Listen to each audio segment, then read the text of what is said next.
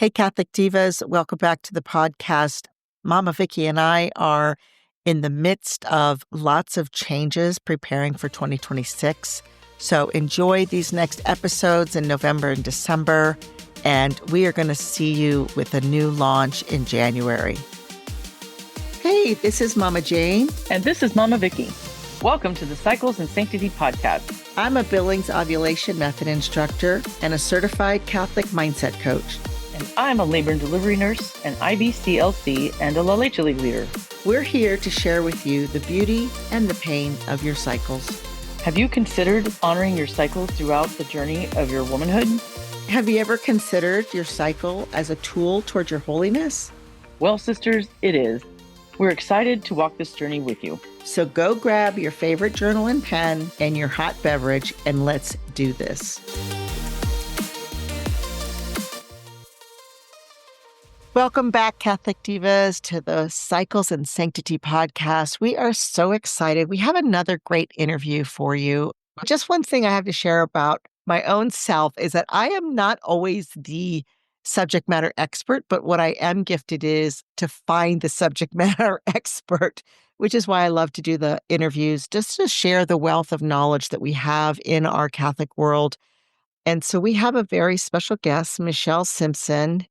She is here. She and I have known each other, a couple of years now, right? Yeah. We walk together in our Catholic coaching. We have coached one another. She's a fantastic coach. She is so wise. But I'm going to let you introduce yourself, Michele. Tell us a little bit about you and your coaching. So I have been married to my husband for 30 years. We have 8 beautiful children, most of them all grown up now. And he has struggled with addiction since I met him. So it's been 30 years of him and I Walking that walk. walking that walk. Correct. Yes. So I put a lot of thought into it, or a lot of prayer time into it, and decided that I was going to start coaching Catholic wives that are married to husbands that have addiction problems.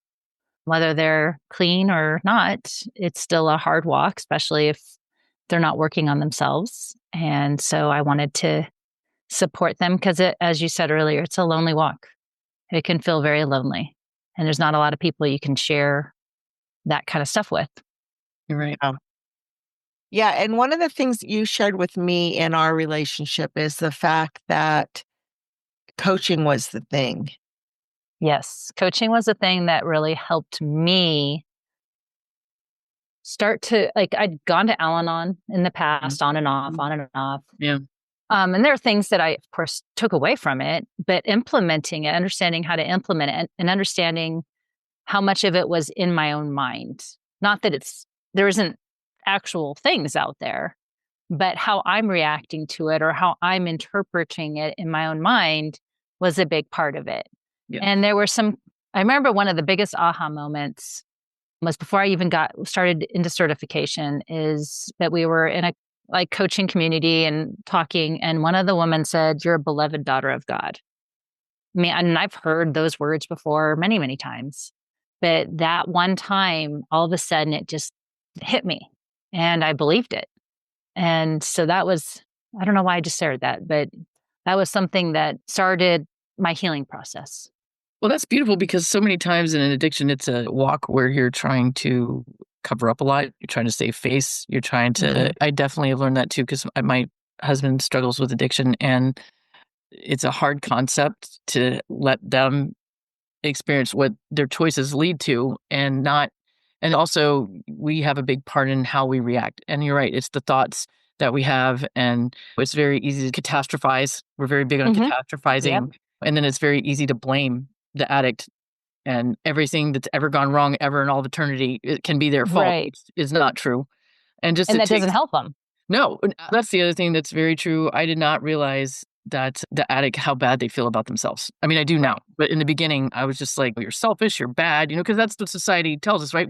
In society, all things lead to addiction, and then we tell you you're bad when you do it. It's just, it's a lot. But I would agree, Michele. I've gone to Al-Anon, and they've been monumental. They were the first step in my recovery. But coaching was just that extra layer I needed. And not only did the first time when I heard, you're a beloved daughter of God, he wants good for you, but my husband is also a beloved son. Mm-hmm. I mean, he is loved. God loves him. And I know my husband. Yep. Sorry. Didn't mean to get too. This is okay.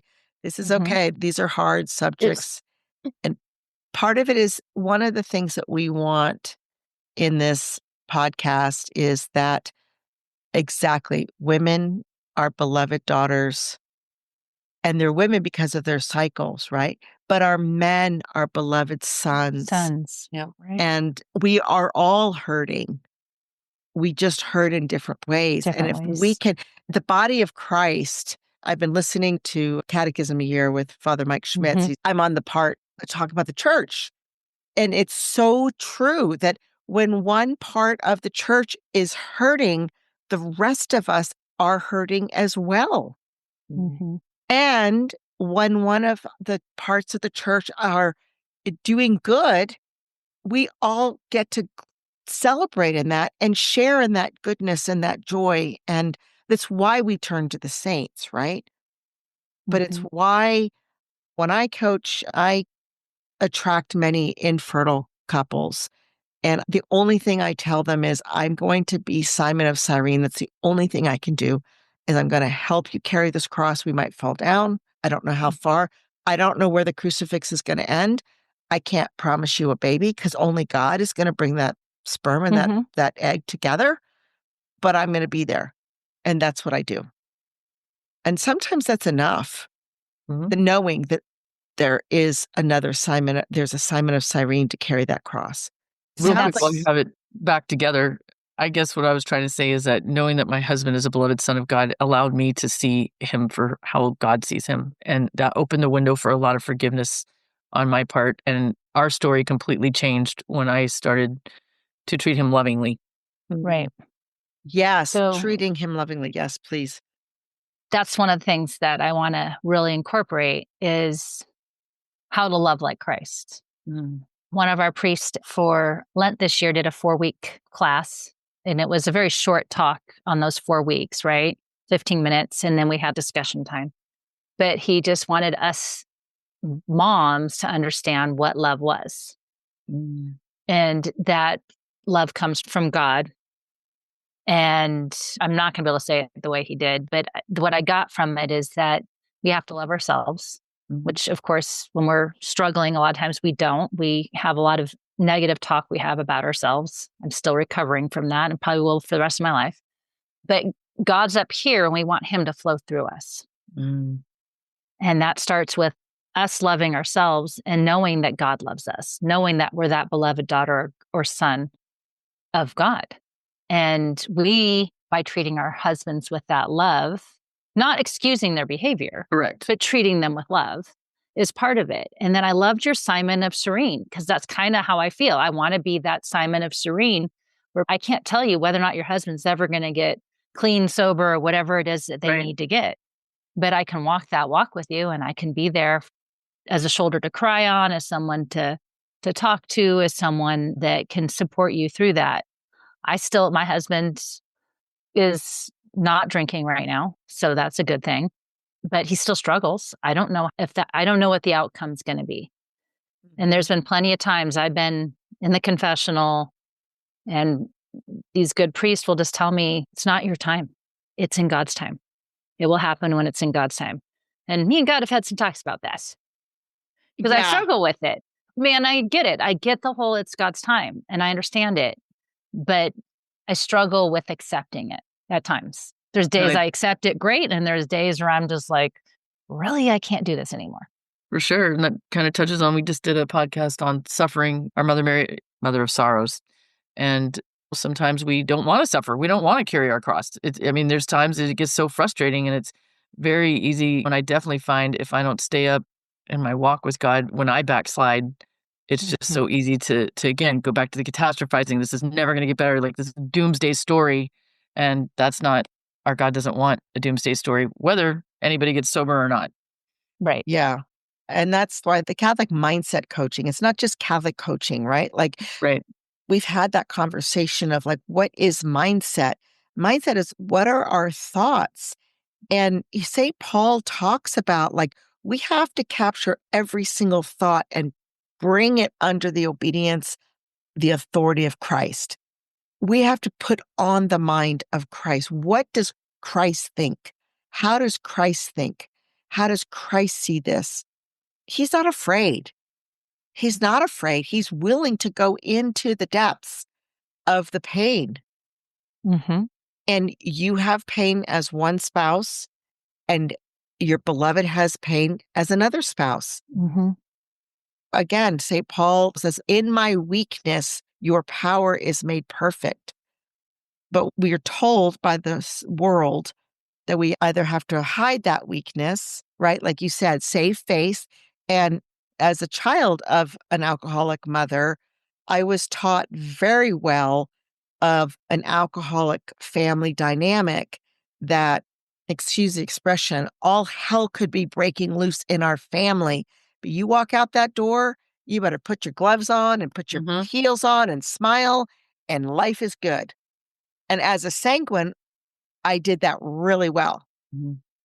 And yet, now as I look back, I can see I dealt with depression for 30 years, and I can see part of that was that generational behavioral, like while I didn't have an addiction per se, I had some of the remnants, if you will. I don't know how to Right, explain right. that, Well, I right? Well, think something they would normally call codependent or whatever, which is this book study I want to do is kind of a little different than that, but we'll talk about that later.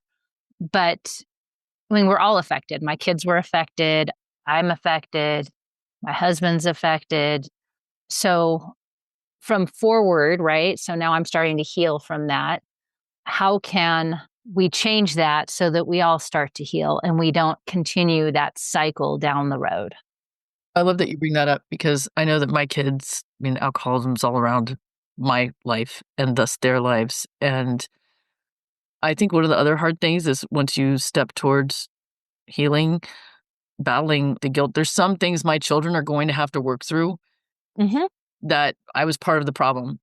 Right. And I think sometimes that is something I have to work on, like not beating up on myself, like you said, not getting into that negative mindset and think you're not worthy of God's love and things like this. And it's just that the hardest parts for me is accepting that I had a part in the story that my Mm-hmm. children will have to recover themselves from. They will have to heal from.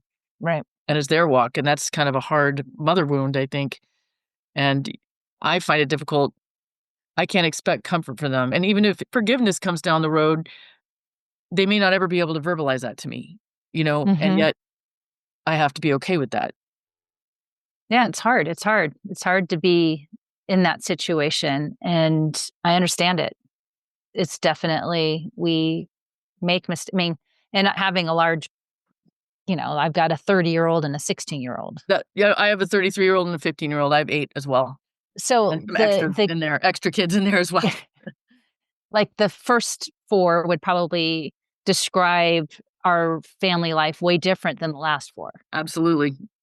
And there's still trauma that they're experiencing from the different ways that I dealt with it. Yes. Like I would kick him out of the house for many, many years. Then I stopped kicking him out of the house after a certain situation happened and I'd left the house. Well, I caused trauma to my children by leaving the house. I wasn't trying to cause trauma. No. I was trying to not fight with my husband. And the only way I knew how to not fight with my husband was to physically leave the home. Go park the car somewhere, wait until he was asleep, come home, slither into bed, and wake up and pretend like nothing was wrong the next day. Yeah, How unhealthy is that? super. I've been there, done that. Mhm. And yet, one of the things that I love, I listen to, I don't follow them per se, but I really do resonate when I see her, is Sister Miriam James, Mhm. from SALT, and she works with, what is the podcast that she's on? Abiding Together? I think that's Abiding together. Yeah. and then she also I went to the Healing the Whole Person with Dr. Bob Schuetz, and she talks about that. But one of the things she said recently that has resonated with me is healing is a journey. And when we don't heal, then the pain is transmitted, not transformed. So you Mhm. have a choice. You can either transmit it or you can transform it. And the only way to transform it is bringing it to the Bring it to Lord. the Lord. Yep. But I love how she talks about, I'm on a healing journey for 20 years. And you look at this nun, right? And you're like, what do you have to heal about? And why are you still healing? And yet that's her humility, right? Like, I'm still healing. I'm still being healed. I'm still Because we're all at it. humans. That's right. I still need Jesus and we're still walking together. And it is, I've seen her twice. She was interviewed by Chris Stefanik and also who was I think it was Father Mike Schmitz. And both she said something so profound, and the reaction of them was like, "Ugh, mic drop," right? But she's just so vulnerable in the fact that I need Jesus, and I'm wounded, and I'm hurt, and only His love is the answer. And I'm gonna get hurt again, and Mhm. I'm gonna need Michelle, healing again. if you could say like one thing to maybe there's a sister out there that was in the midst of active addiction and is in that space where she's leaving or he's leaving, that where you got to slither back into bed, what is something you would like them to hear? Oh, that's a good question. I know it's a tough question. I That's a guess I'm tough asking it because I question. want help with the answer. I go back to the one day at a time, Yeah, because it really, I mean, that is something that really stuck with me from same. Al-Anon. Like one day at a time. I mean, it's sometimes it's one moment at a time. Yes. You know, it's something we're going through right now, Hmm. but in 24 hours from now, all these other things are going to be different. 3 days from now, all these things are going to be different, and how we feel about them or whatever. And journaling and having someone, having that support group, whether it's a coaching, whatever, but you have to find those people. And that's what's hard for wives of addicts, because I mean, I remember one of the first people I ever told, like, she was like, "Woo, stay away, stay away." And Right. like, my kid can't hang out with your kid anymore. I'm like, wait, Yes. he's not like behaving in a bad way, but he's Right. struggling with addiction. It doesn't mean that your kid's going to come Anybody's in over and danger. Hmm. right, right. And I haven't ever experienced that, like where a kid was over and there was any no, my husband would just probably be on the couch a little bit tipsy. Hmm. And of course, when there was people over, he always behaved way better. He's Right. not going to let anybody know that he hasn't, Yes. the anger comes out when it was just us. Well, for me Um, personally, I a lot of times would justify it that it was between me and him. I would make the situation quote okay because the fight would be between he and I. right. But your children are affected by that. They're totally affected by it. Correct. But it's Yes. easy in the midst of addiction when you're not on a healing walk, when you don't, it's addiction's so insidious. It just sucks you in and you it's like you're at the bottom of a well and you can't see your way out. And looking back now from what I know now, having the tools I have now, having my mindset coach, having my prayer life more active, I mean, all of that made a huge turnaround. It wasn't coincidence. It's not like one day it got better. One No, day. it's Mhm, little steps, things that mhm, we do. I mean, my prayer life has been really strong for a long period of time now, mhm. but for a long period of time, it wasn't. And then once I made that strong, then it was the next step to the next thing, to the next thing, to the next thing. Well, as a mother of many, it's easy to get lost in the trenches. I mean, you're just in survival mode. Great. Yeah, there is that too. So if you're out there and you are in survival mode, Mama Jane and I go back to like minutes. If it's minutes of just, I surrender all, Jesus, only through you, till you can find And your support remembering to group. stop and to have those prayers at that time. So true. Those can be Yeah. so hard to remember. What am I going to do? And I'm in that situation to remind myself to stop and pray. That's a Mhm. great point. Yes, because I didn't stop. I was actually thinking of the next way to sucker punch or beg. Or Right. I do know that Al-Anon has a pamphlet called "The Merry-Go-Round of Alcoholism," and when I first read that, I was like, "Awesome! I've done all of these. Everything in this pamphlet, I've actually participated in. Awesome!" And I say that's satire, that's sarcasm. Right. It's not awesome, but it was eye opening. But it was eye opening, and makes you feel like you're not alone. I know there's also a program, Catholics in Recovery. I don't. Hmm. I know There's there's. Catholics. That's where my Yeah, husband's been going. nice. Yeah.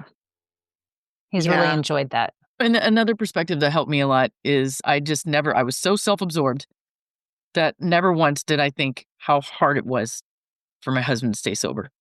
Hmm. Like for him, it really was minute to It's minute. hard. Yeah. I mean, he's in construction. A lot of the guys drink at lunch. That's an accepted thing in that field. Oh, wow. And I mean, they don't get drunk, but they have a drink. I mean, mind blown. I was like, this is allowed, Like, this doesn't and make sense. it doesn't. And so for him to stay strong and steady and choose to go to the park or come home or do something different is, for a long time, I didn't understand like that. That's kind of like I tell myself I'm going to go walk every day, and then I work a couple nights and I'm like, oh my gosh, I can't do it. You know, but if I was an alcoholic, people would be like, gosh, you big loser, why didn't you walk? Like, how hard is it? Just get out there and start stepping. Right. So let's Sometimes it's acknowledge that it's a hard. disease. I Yes. had cancer, and I mean, he took care of Yes. me really well, right? Like, Yes. because I was really sick for a year. Mhm. And he has a disease of alcoholism or addiction.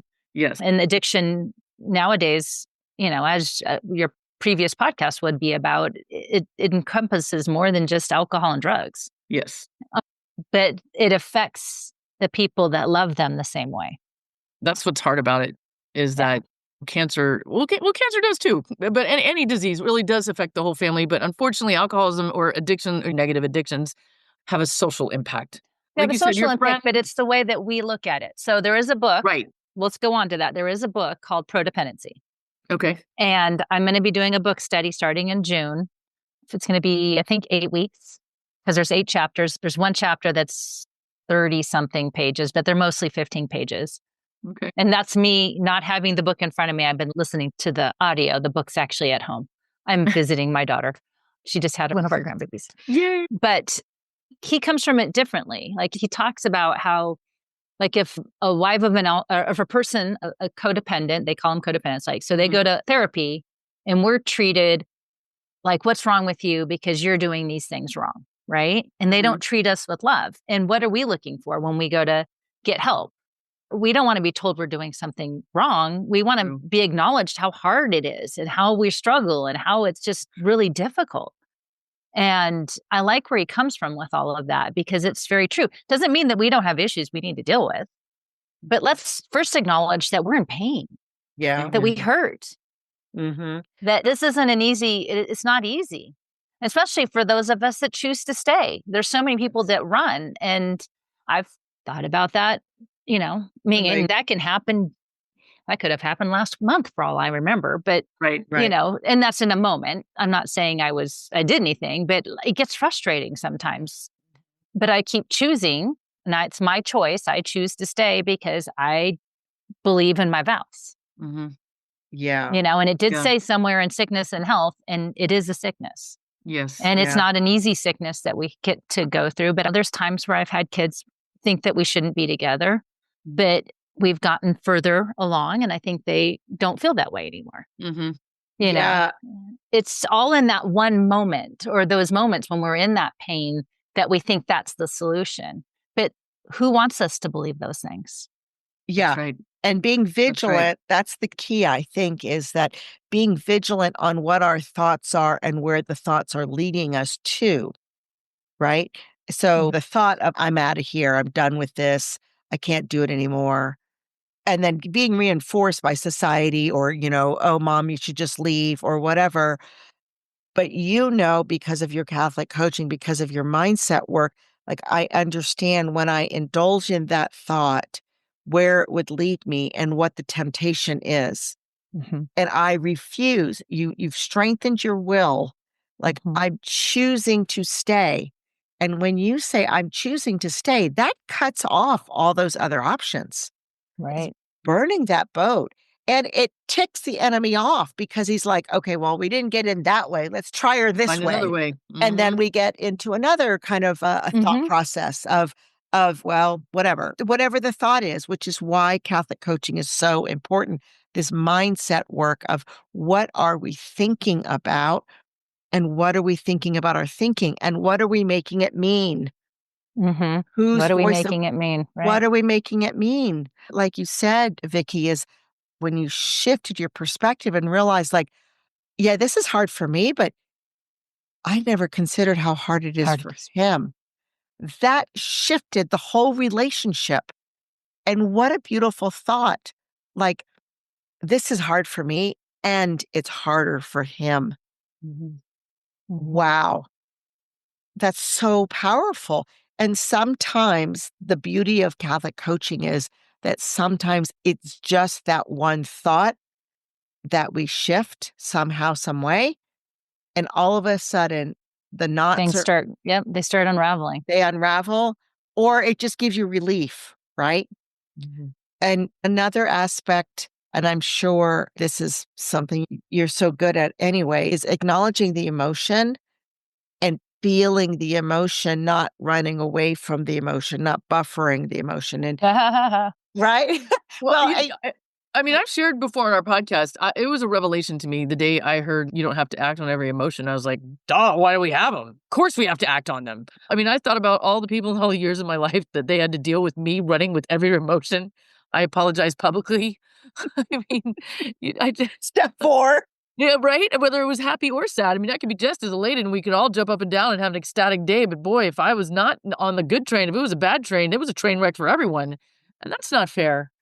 So No, I'm so grateful. I'm so grateful for coaching. I'm grateful for a sisterhood of women that, Michelle, I hope the ladies that hear us reach out to you, reach out to your podcast, look into your book study, because it's just so important.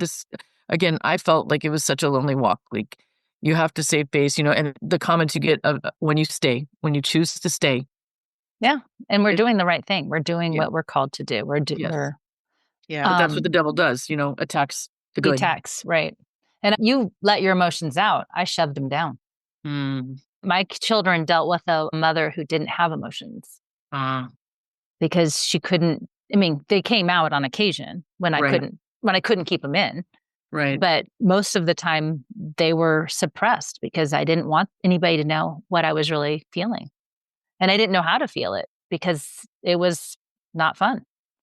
right. So, and that was freeing to understand that what emotions last for however many seconds they 90, last for, and 90. that 90. wait, there's a reason for them. We're Free- supposed to feel them. That was all so freeing. It doesn't it- mean that I've got it figured out on how to deal with all my emotions still, because that's Amen. still a progress, It is. a thing for me to learn, right? Because I'm still learning. I spent 30 years not dealing with those emotions, maybe a Yeah. little less, but you know, the I lack of love it not knowing because, those many years, with, I Mama didn't Jane ignore them. when Mama Jane first told me that emotions last 90 seconds, there have been time, I'm not gonna lie, I put my stopwatch on, I'm like, "Okay, this is 90 seconds, just don't do anything. Just don't do Yeah. anything." Just That, and I have done the same thing. That's how I remembered it. Was like, wait, emotions are only 90 seconds? I can I can handle 90 That's 90 seconds. seconds, right? 90 seconds. And It does require us not to think about the thing that's making us upset. yes, correct. well, or even just willing to feel that emotion. And I think that's half the That's part battle. of it, yeah. And for me, I know when it wasn't addiction, but it was big, huge traumatic events that simply just holding my heart and saying, I'm safe. I'm safe right now. That has helped me in numerous ways when my emotions get too big and too traumatic and, And sanguines, we panic. got a lot of emotion. Yes, yes. And well, melancholics have lots of emotions too, Well, but like she said, everybody does, you're they right, go, but we're just no, We just shove them down. No. you shove them down and we express them. We go over the top, right? And since we're expressing them, then you don't have to express them and you just keep them, you know? But that's the thing I really focused on was I'm safe at this moment. I'm safe at this moment. Mhm. And that is a really good sentence. And just again, feeling who actually also reinforced and reminded me about that was Dr. Karen with her Forgiveness is for You podcast. Mm. When she coaches, she really gets into the body and reminds you to like touch your body because sometimes that's part of it is we kind of have this outward body experience. We're not in touch with our emotions, so we're not in touch with our body. And Mm. just holding on to ourselves. I'm having a memory of being coached by her and she having me hold my hands on my thighs and really focusing on my feet on the floor. And that was just a moment, and the emotions were able to settle and almost dissipate. They weren't as intense because I was back in my body. So those are powerful work. So real quickly, we could go on and on. This is Mhm. fantastic. I want to I hope to really, talk to you again, Michelle. I would love to have you back on because we're just scraping the surface. I would love it. Thanks. This has been a great conversation. yes, how can people get in touch with you? We'd love to have some sort of link in the show notes. My website's stmonicasway.com. Okay. Okay. Anything else you want to share with our listeners about walking with a spouse with addiction? Just that you're not alone. And if you want support, reach out to me. Yes. Mamas, if you're hearing this, please reach out. Reach out to myself, Michelle, Mama Jane. Just don't walk this walk alone. We're here and it does get better. Yes, it does. Yeah, And you're absolutely. not alone. Amen. And thank you for your faithfulness. I really want to acknowledge that you've been faithful, you've been steadfast, you've walked this walk, like you said, you've chosen for 30 years.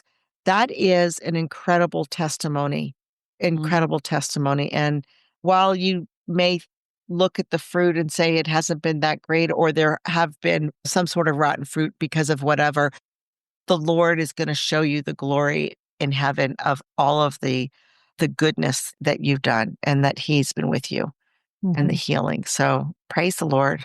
Thank you so much. Thank you so Thanks for much. having me. All right. Well, All God right, bless ladies. you. God Thank you bless. so much. We hope you enjoyed this podcast. Go ahead and subscribe and share it to your best friends. And it would really help us if you wrote a review. Tell us how we're doing. We want to hear from you. And come on over to our Facebook page at Cycles in Sanctity and join our conversation. That's where we can talk every day and make this podcast into what you want to hear. See you next week, Divas.